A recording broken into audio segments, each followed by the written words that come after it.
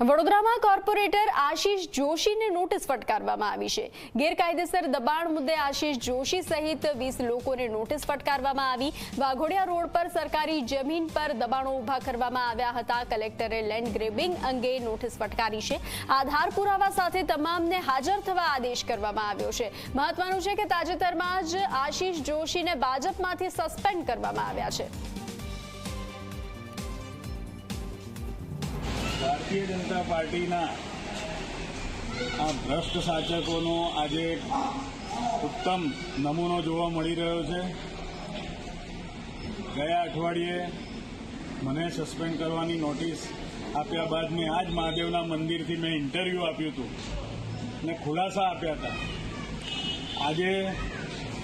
આજે તંત્ર દ્વારા કલાદર્શન 4 રસ્તા પાસે આવેલા મહાદેવના મંદિરને, મારા ઘરને અને